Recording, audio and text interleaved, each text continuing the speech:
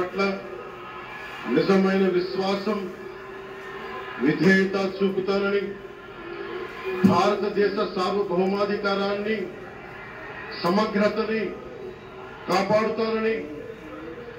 ఆంధ్రప్రదేశ్ రాష్ట్ర మంత్రిగా నా కర్తవ్యాలను శ్రద్ధతో అంతఃకరణ శుద్ధితో నిర్వహిస్తానని, భయం గాని పక్షపాతం గాని రాగద్వేషాలు గాని లేకుండా రాజ్యాంగాన్ని